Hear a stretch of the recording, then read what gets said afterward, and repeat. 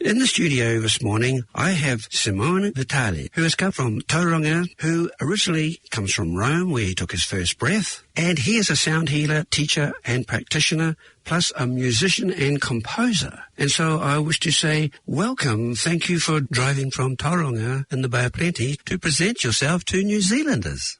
Thank you, Tim. I'm really happy to be here. Well, thank you. Yes, it's all about vibes. It's all about vibes. And when we really get to the core of existence, it's still about vibes. So how did you come into being involved in sound and music, Simone? It happened very naturally for me. It happened when I was very young at school, and I started playing music with some of my friends, some of my schoolmates. And that's how it started. So it really was simply about playing music and having fun. Very young. I was around 12 years old. And then it became more and more serious and more professional. And I became a professional musician. I started composing my own music. And years later, I started working in a recording studio. So I'm also a sound engineer. And that gave me really a lot of experience in all the processes of music production, from the first idea to the last mix that people can listen to. And after that, I think it was around the year 2002, 2003, things started changing a little bit for me. So I became more interested in spirituality, meditation, and all these things. And sound naturally moved in that direction as well with me. So my music moved more in the direction of healing music. And I became very, very fascinated by the healing qualities of sound. Well, we are completely surrounded by sound all day, and the dawn chorus every morning allows us to really feel the imprint of birds when they sing. Unfortunately, we are encapsulated in buildings behind glass and walls, and we don't hear that sound. But when we're out in the bush or out in a forest somewhere, that sound can go right through you. I know particularly the bellbird and even the tui here in this country, this sound is just profound. It's like a tattooing on your being. And you've been involved in all sorts of sound in relationship to nature. Yeah. Can you share with our audience, please? Well, it's important what you said, that we are wired to absorb certain sounds, and the morning chorus of birds is an important element. And more often than not, if we live in a city, our morning song is traffic, when we start hearing the cars driving by, and that's not exactly what we are built for. So the way I see it is that sound is a nourishing element, and it is there not only as a byproduct of activities, it is there to serve as a nourishing element. And nature provides us with all sorts of nourishment in various forms. It gives us water, it gives us minerals, it gives us food and air to breathe. And it gives us sound. Certain natural sounds that nature provides are as nourishing as water or oxygen or any kind of mineral, and everything we eat from nature. It provides the same kind of nourishment. And so I became very interested in the relationship we have biologically as human beings and with sound, with the sound that nature creates. And my idea at this point, that I've just come up with this thought, that everything that makes sound, every sound that exists on the planet creates a layer. And I use the word phonosphere. Phonos means sound. The same way we call atmosphere the sum of gases, or hydrosphere the amount of water on the planet, we can think of the totality of sounds as a phonosphere. Lovely, yes. And we exist in this element of sound, and therefore we are nourished by it, and we contribute to this because we make sounds all the time. So let's say in a natural environment or in a more natural way of living, we produce organic sounds, the same way that birds do, the same way that the wind and the water do. And what we are doing now, since, let's say, maybe the Industrial Revolution was the start of it. That's right. We started producing non-organic sounds like I haven't come up with a proper definition, so I just say non-organic, and I might think of a better one at some point, that do not really fit the environment in a nourishing way, let's put it like that. So many of the sounds that result from our activities are not nourishing. Actually, they are depleting. Like static. Like any sounds of machinery, like any buzz or hum of electricity. Sirens. Yes. Anything, really. Yes. And so there's a difference. There's sound that nourishes, and there's a sound that takes energy from you, depletes energy. And you can compare that to food. You know, there's food that nourishes you and gives you energy. And then there's food that doesn't really nourish you, fills your stomach, doesn't nourish you, and in the end it takes energy because you spend your energy to process that food, but you don't get nourishing from it. So that's industrial factory food of the Industrial Revolution too? Yeah, anything that it's not nourishing, so processed food, you know, excessively processed food and things with a lot of additives and stuff like that, you know. Just think of the difference between a sandwich or a packaged sweet, a donut like that, and a bowl of salad or fresh fish or mangoes, fruit, you know, yes. Fruit and stuff like that. I mean, the nutritional value is completely different. But you still spend energy processing that food that you don't get nourishing out of it. And also it often contains, when it's highly processed, it also contains elements that are actually toxic. So sound can be toxic as well. So air can be toxic when we pollute the air. Yes. Water can be toxic when we pollute the water. And sound can be toxic when we pollute the sound with these unnourishing sound emissions. Yes, I hear you. When orchestras came to Europe 300 or 400 years ago, 500 years ago, and you had violins and you had the emerging of woodwind and what do you call it, brass, and everything started to come together. All the music in those days was essentially the harmonies of life, because it was, I guess, first time that really music could be heard by people in a large context, and all the composers of those days wanted to offer their gifts to the world. And I guess that's where the big music started. Of course, when you go back into drumming, into the Neolithic age or times like that, the sounds came through as more of a beat, whereas I guess with the higher notes coming in with orchestrals and violins, it often stretched the spectrum a lot more, didn't it? Obviously, the origin and the function of music are highly debated. Okay. So there's not really a lot of agreement on the actual function of music itself. Some people say that it's absolutely necessary for our lives, and some people that say it's just something that we do for fun. You know, we could live without it. And I'm talking from an anthropological point of view. Yes. So how we came to develop music. Yes. Obviously, there's a more primitive form of music, which, like you just said, the drumming and trance-like tribal things that we have been doing from millions of years. Yes. And that has a trance component that helps people to get into certain states of mind.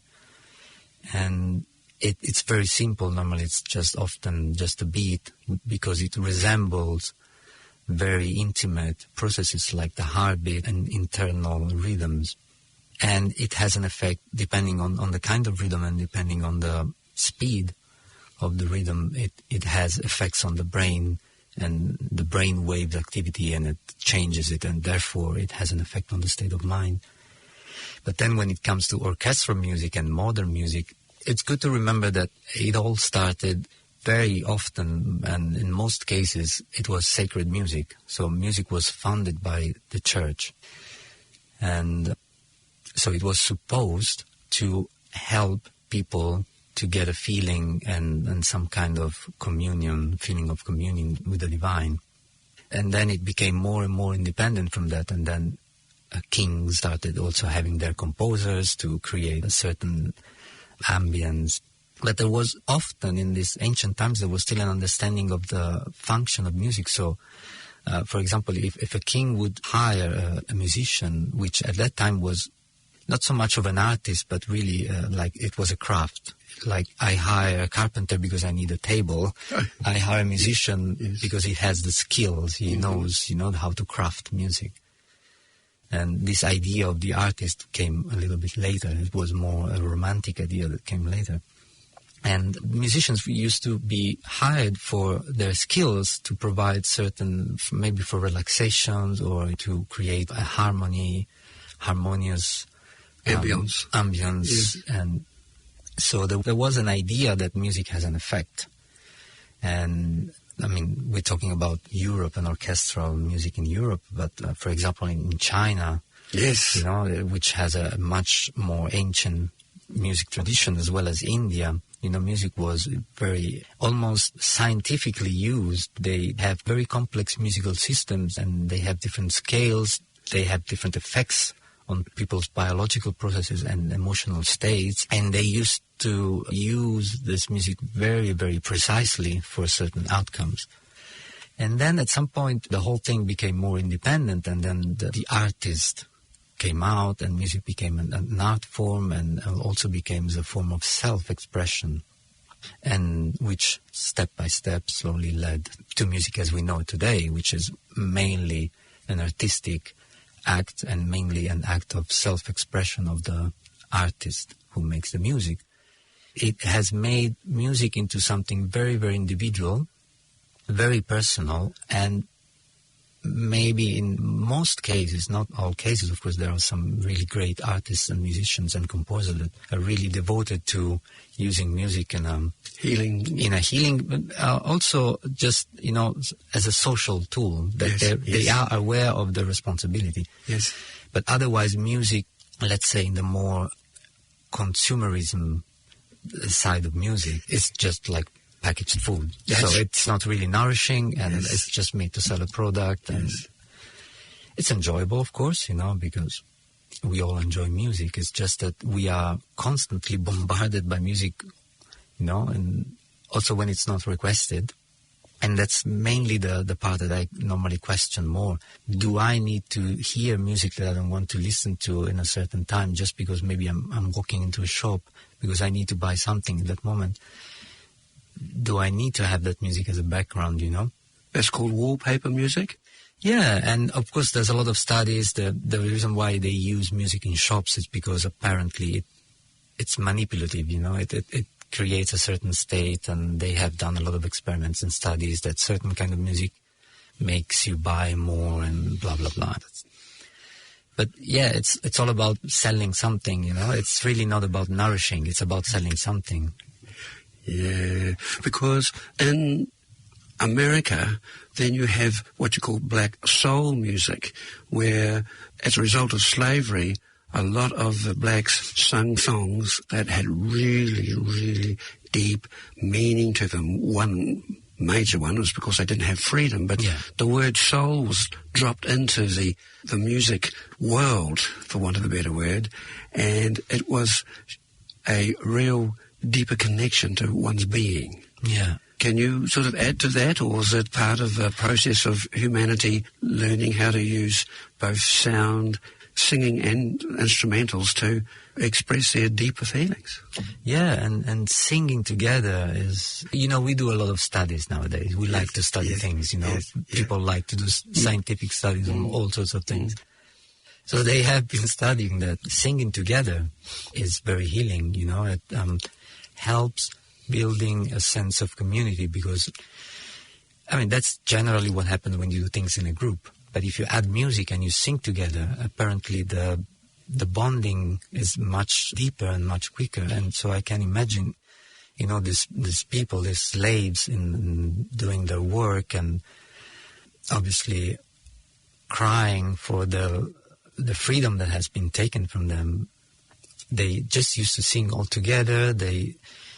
It gave them strength to keep doing this work that they were forced to do, and it kept connecting them with something bigger, with their soul. That's why they call it soul music, because their bodies were stuck in a situation that they couldn't control, but their soul could still lift higher thanks to the singing and music and I think they used that to keep their spirit high in the most terrible circumstances. And that's one of the many powers of music, of course. It's wonderful, yes. When the missionaries came to the Pacific, one of the things that they did do when they went to all the Pacific Islands, they, in their wanting to get the so-called first peoples of all these islands to take on Christianity, they got them singing. And the singing was very uplifting as well, and it made a lot of singers happy. And this is where the heart component comes out. When you really are happy singing, you can actually feel your heart. Yeah. Yeah, I mean, if you talk about missionaries, obviously it's very delicate. It is. But yeah, obviously the component of music itself is great, and it can bring people together in a very special way. But again, it can be also a manipulative use. So it is manipulative in supermarkets, and I guess it was probably manipulative also in the case of the missionaries. Oh, yes, most definitely, because it means that a lot of the indigenous songs of the past were essentially pushed out the back and forgotten. And so this is a very important thing, Simone. Yes, well, I've come across a whole lot of different uses of sound, and there was a situation where I had in the studio here in Auckland a person called J.J. Hurtak. He was a Jewish scholar who wrote the book Keys to Enoch, and he took a group of people to the Great Pyramid of Cheops in Egypt, and they went into the main gallery, and it was all dark, and they started to chant. I don't know exactly what they chanted, but they chanted and chanted and chanted, and after 20 minutes, the darkness of that whole gallery turned to light, and it vibrated so high that they could actually see themselves chanting.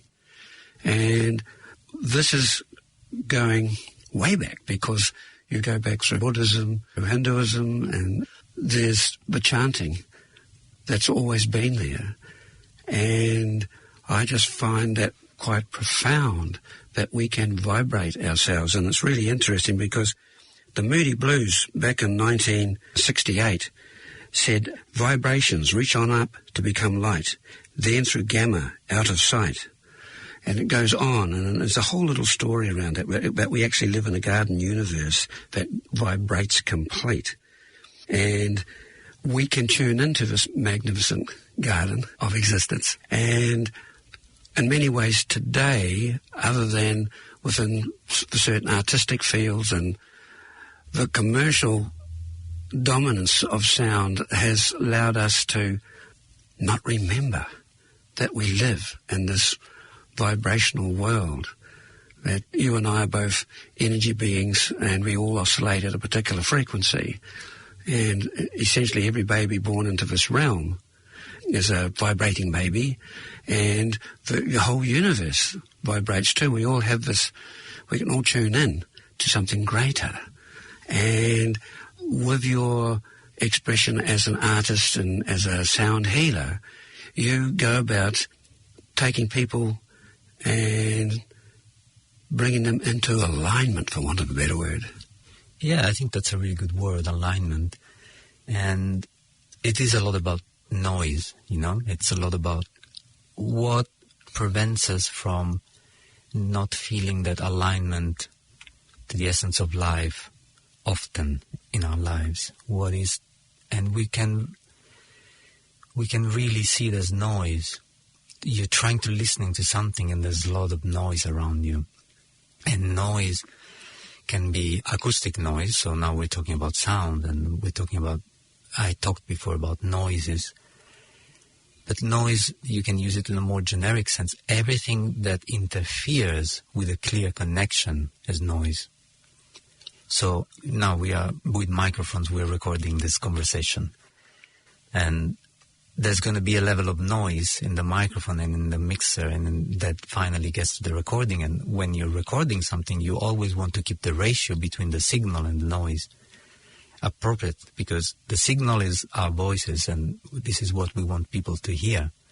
And we don't want a lot of noise together with our voices. So, the cables of the microphones are made in a way that they don't transport a lot of noise. And the software that you're using to record is made to capture mainly the frequencies of the sound and not noise. And there are filters that you can use to adjust, all this technical stuff. Let's use this as a metaphor of the fact that what is the signal and what is the noise. So you talk about alignment and you talk about feeling this sea of vibes, you call them vibes before, we are immersed in, and that connect us with everything else.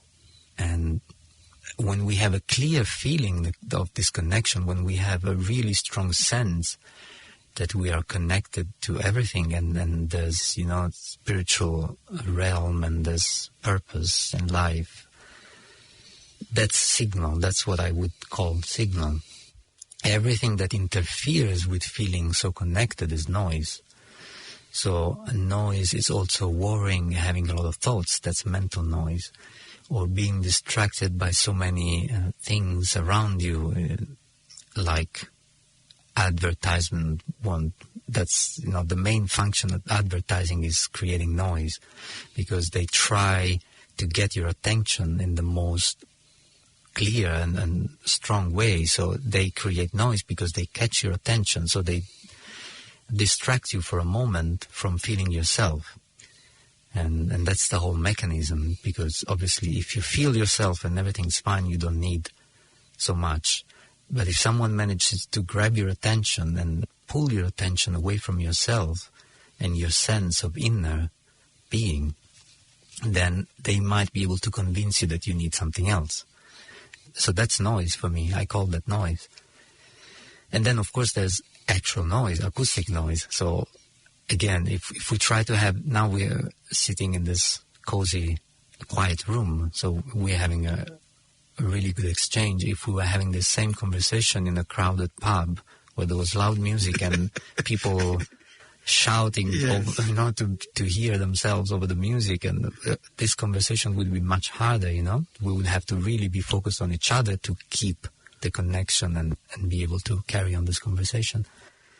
And that's a little bit how we navigate through life and in this kind of society that we have created. We go through a lot of noise, and keeping the connection to the essence, it has become active work.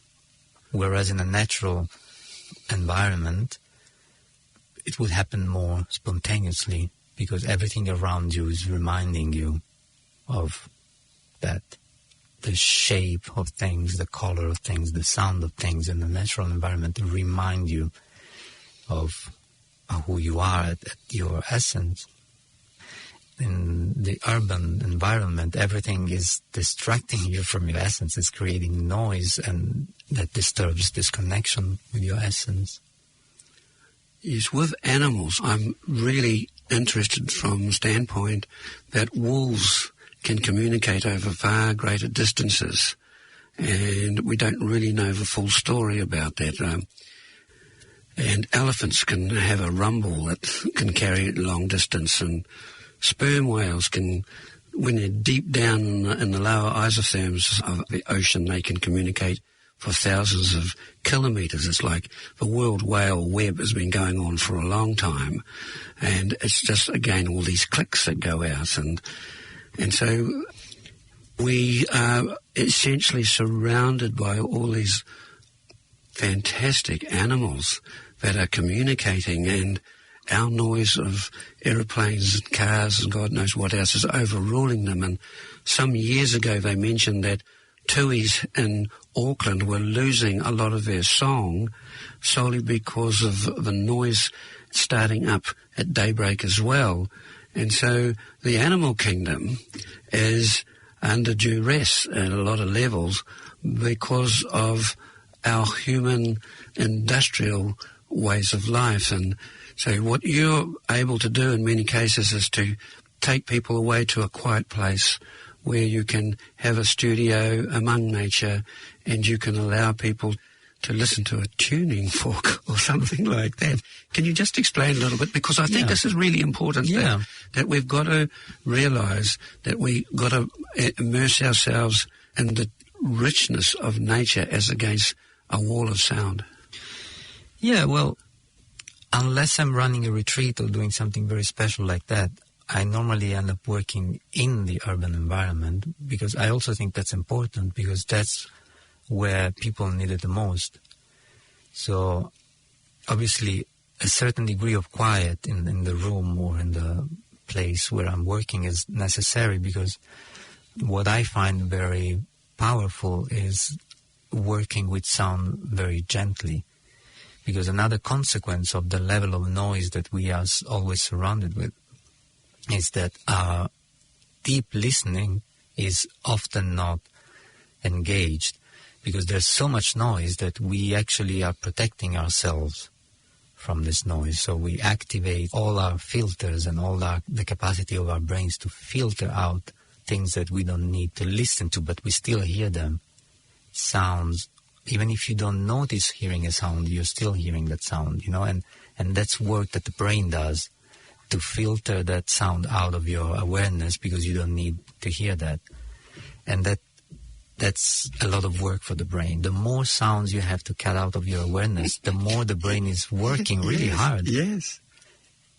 And because of that, it's like when you go to a concert and there's loud music, and then the concert ends and you go out and suddenly you realize that you can't hear very well. Experienced that, yes. Yeah, that's called a temporary hearing loss. And then after a couple of hours, everything goes back to normal. That's the effect of the noise. So we are surrounded by a high level of noise so much time of the day that we are in that state. We are in the state where the threshold, we have raised the threshold. So we are not so sensitive to subtleties. We are not so sensitive to hearing subtleties in sound. So I like to work very gently and quietly, because then the nervous system calms down and the hearing starts opening. The hearing, I don't mean only in our ears. We hear with the whole body. It's Thank you, yes. Sounds received by the body, by the full body. And then we process them mainly through the ears, and we translate them into what we call sound. But the vibrations actually are reaching the whole body. Is that holophonic? Holophonic sound? No? I'm not sure. Yes. It's just that sound is basically vibration in air. Yes. And we translate that vibration into a sound in our brain, but the vibration is still reaching also the body. So we hear also through our bodies. So the whole nervous system is impacted by these constant vibrations. And so when we finally create a quiet space and I start working with these very, very delicate soft sounds, then the nervous system is like finally relaxes, opens up, and you can start absorbing the more subtle, the more delicate and faint qualities of sound that really makes your whole being open up and breathe more deeply, and because otherwise we are constantly in a sort of state of defense from this, and we don't notice it. That's why we accumulate tensions even without noticing it, and also loud noises from a biological point of view, they trigger the stress response, so fight or flight, because that's what we are biologically wired to do. Sudden loud noise, danger equals danger, so but if there's a sudden loud noise right beside you and you know that it's not dangerous, you're not gonna jump. But still, your nervous system, which is programmed by millions of years of evolution to react as that noise as a danger, is still reacting. Even if in your mind you say, oh yeah, that was the door slamming, no problem, there's still going to be a part in yourself that's tensing up and looking out for danger, Yes, in the weekend I had the good fortune to listen to a harp player. And this was a big, lovely harp, which goes back, I don't know how many hundreds and hundreds and hundreds of years the harp goes. Yeah, thousands of years. And the music, just the way the chords were played, it sort of let me out. It was like starlight in my being. And they were subtle, yet clear, crystal clear sounds. And I know that when somebody plays just maybe one note, when we're really still, we can travel with that note. Can you explain a little bit more about this? Because I think the resonance of it, of travelling with sound. Yeah, was it acoustic concert? Like, were you listening to the instrument itself? Instrument itself, there was no... That's another important point. Nowadays we're so used to listening to music either through recordings, so speakers and headphones, or when we go to concerts, still it's more often than not amplified. Even when it's not really necessary, even when the space is really small, it's still quite a habit to use microphones and speakers. And these, obviously, in a big context is okay, because if you go to a stadium and in a big concert, that's the only way. But I often try and encourage people and musicians to avoid that when they can, because we lose so much when we have to listen to music through speakers, because there's a transformation process. The sound becomes an electrical signal, and then it's turned into acoustic signal again. And you lose something in this translation. Whereas when you're just in front of an instrument and someone's playing that instrument, and you receive the direct vibration of the sound from the instrument to your body, and that's a completely different experience.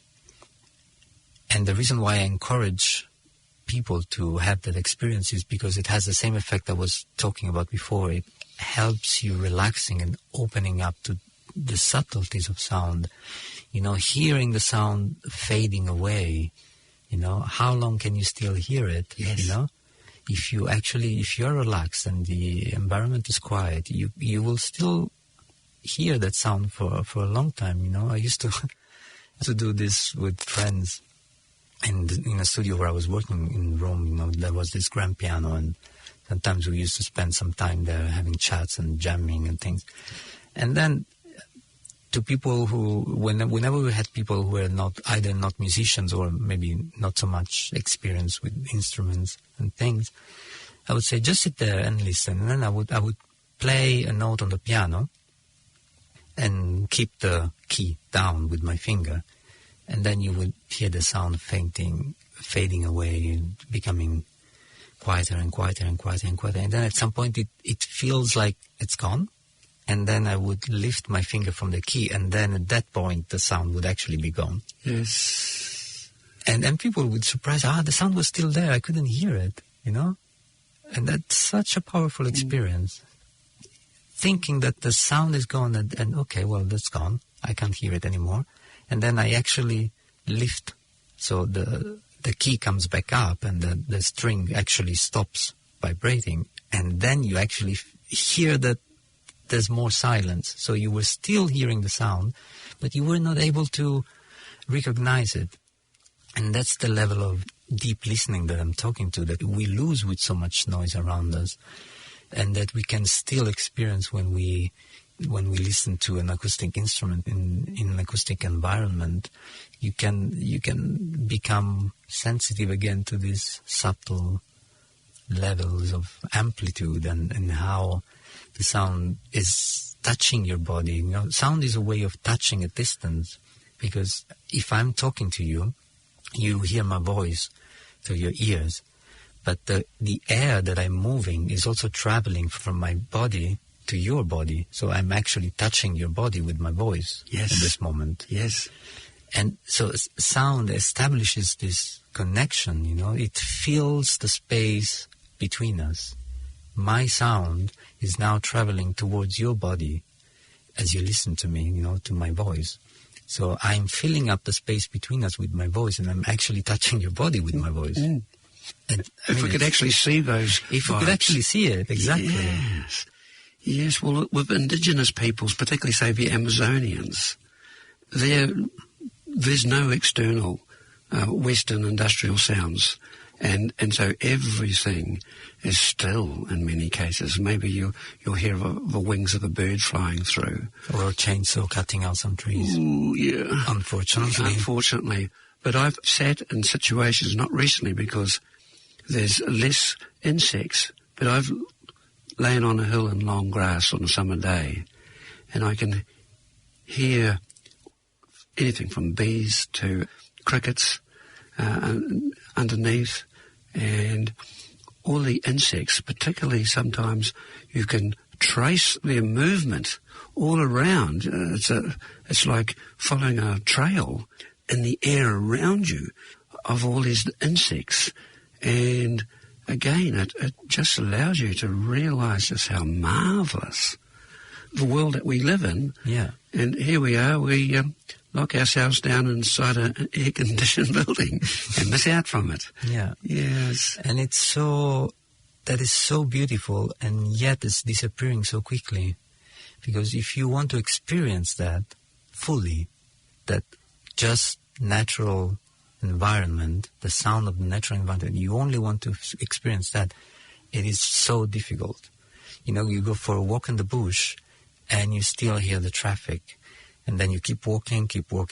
Finally you get to a point where you can't hear the traffic anymore, and maybe it's a few kilometers, you know, depending on how high and low the hills. And then you finally, God, yes, this is it, you know. And then there comes an airplane, you know. And of course we can still relax. Of course it's much more relaxing being out there than being in the city. But what I find incredible is that where do we have to go to actually not hear any man-made noise? Where do we have to go? I'm sure that there's an answer. There are places where airplanes don't fly over, you know, and things like that. But I think those areas are shrinking, you know. It's becoming less and less places on the planet. And, you know, the ocean. We don't live in the ocean, so we don't think about it. But the ocean is as polluted acoustically as even more, because sound travels through water further and faster than through air. And as you were saying before, whales, they can communicate thousands of miles away from each other. And the people who work in, you know, marine biologists or people who work in the ocean and they study sea life and things like that, if they use underwater microphones, they catch up a lot of noise. That's the reality. And you were saying that the tui birds, you know, is losing some of its songs, and it's happening to a lot of animals that they have to change their songs and calls that they have established through, you know, hundreds of thousands of years. And if they live close to any human activity, they often have to change. Whales are raising the tones of their songs because of the noise.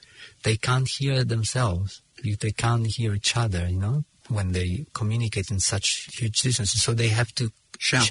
They have to shout. They have to change the pitch of the songs, because then the new pitch is going to be above the frequencies of this low noises of the boats and all this stuff. It's horrific. I've been lucky, I guess, to swim in water at a beach, and with my head fully immersed in the water, like I've dived down, I hear boats, and I can hear the propeller like that, and then there's so many different propellers, and then glug, glug, glug, glug, glug, glug of a big ship going past. And I know that the military are using sonar, and they're using all sorts of technologies that they say are really impinging on the very sensitive hearing apparatus of all the whales. And they're talking about maybe the pilot whales are really beaching themselves. There's something really going wrong with them as well, from the standpoint of the fact that they're getting too much, shall I say, static and chaff under the water. And so the whole human race, we've really got to take a deep breath and start considering what are we going to do to bring about the change that needs to happen so that we can clear the vibes. Now, I've got a little piece here that I got this morning, I just did a quick check, and that you can get sound to actually cancel out sound as well. You can, sort of like a nanosecond difference, you can cancel out sound. And if you go up on the web, you can be able to find data on this, and I did actually thought I copied it across. Noise cancellation speakers as a method to reduce or completely cancel out undesirable sound. And people want to look at this, so that if you've got a motor mower mowing lawns, you can get that same sound, have it a nanosecond out of sync, and supposedly cancel it. Well, I mean, that'd be wonderful if we can do that. We need to be able to get on to, get beyond the internal combustion motor, and so that cuts out a lot of sound. And there's another thing that I quickly looked at: can opera singers really shatter glass of a high note? And I saw a video, and it was a male. And he held up this wine glass, and he had a bit of practice, and then bang, his sound actually shattered it. And so there's another side to the fact that it's sound vibration. I mean, we can go to heavy metal, and I know that there's sometimes I can't go into a place where they're playing heavy metal music because I myself feel that I will shatter. And it's just not good for me. And so again, we realise that there's this other side, and yet when, like Debussy, I'm a very keen Claude Debussy listener because he used tonal music, and I don't know if you've spent much time with this. He uses sound to create a 3D picture in your mind. And this is some of the magic of some of these wonderful composers of the past, to be able to really show that you can structure sound to soothe our being.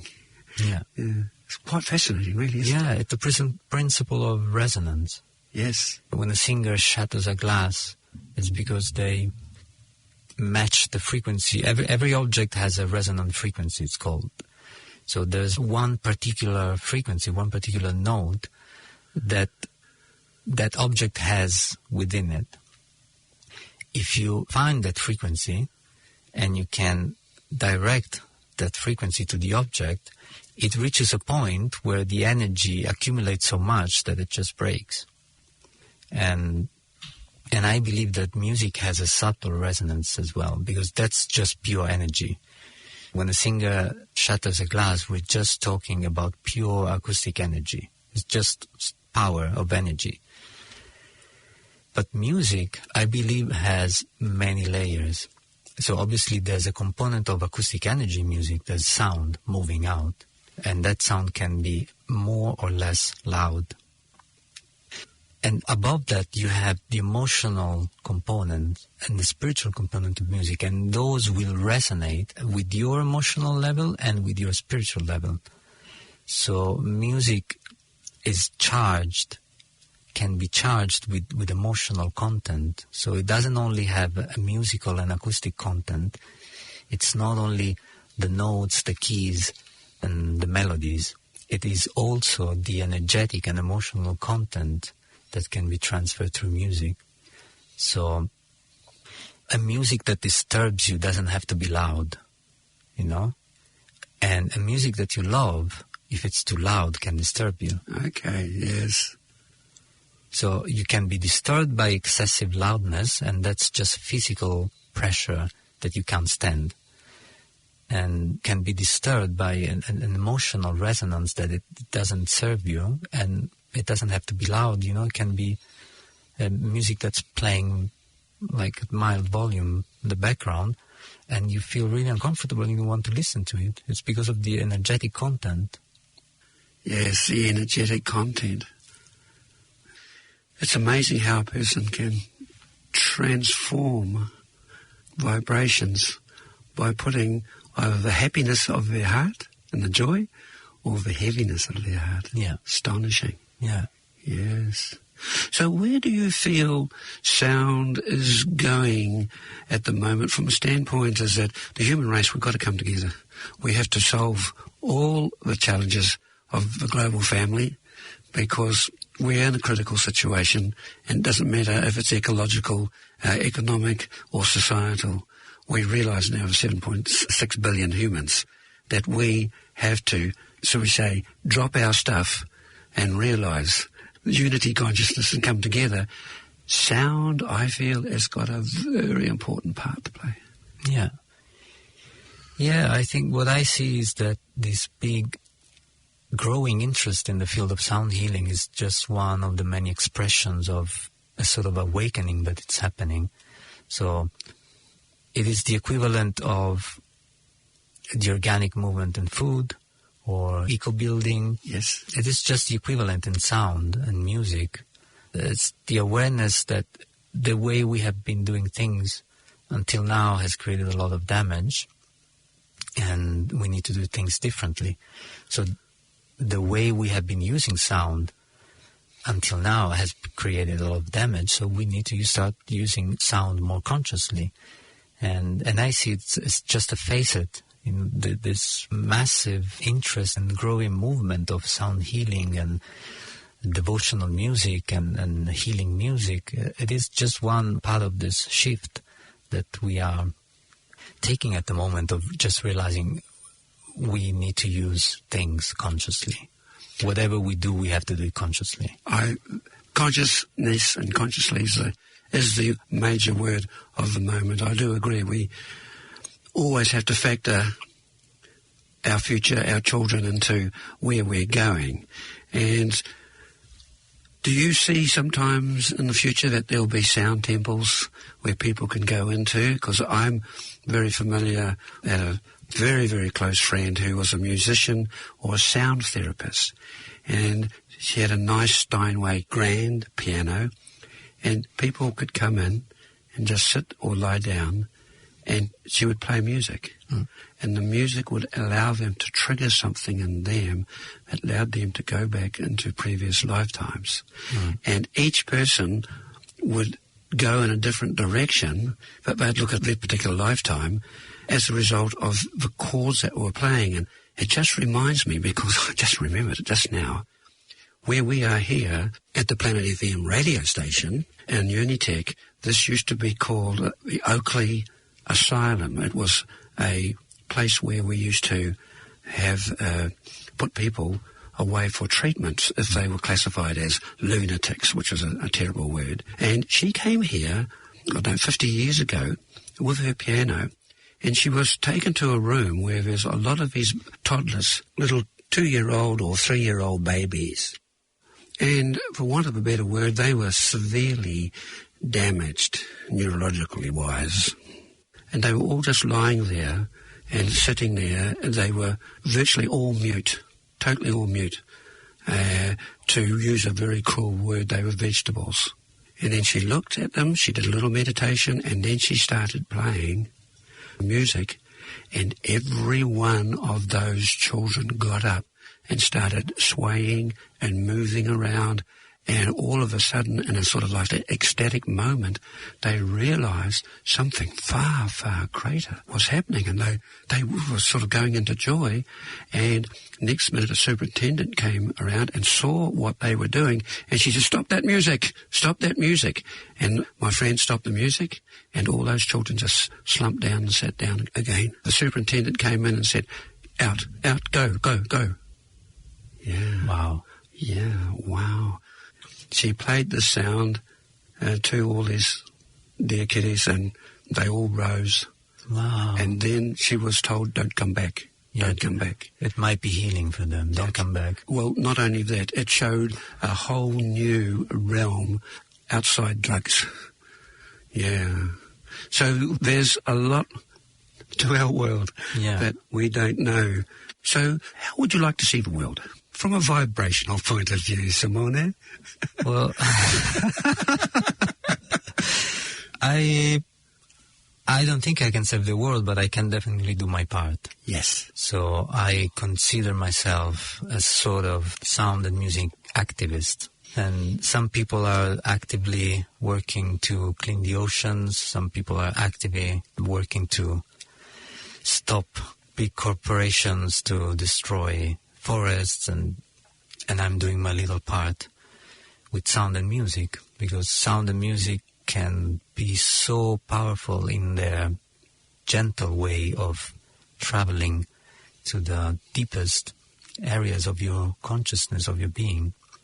And I'm happy to do my part to touch that string inside of people, that even if for just a moment they can find that alignment that you talked about in the beginning of this conversation, that suddenly feel that they are not just independent beings, but they are elements in a bigger organism. Very true, yeah. For greater organisms, like many ways, we are a conduit between heaven and earth. And if we find ourselves aligning, all sorts of things can happen. Yeah. Yes. Well, we're going out of time, but I just want to ask one question. Because you were born in Rome, Yeah. and this musician person who allowed these children to rise and dance, she also told me that in the Vatican, down in the bottom in the hidden libraries, they have Egyptian chants that enabled the chanters to eliminate plague, to actually shatter the frequency of plague.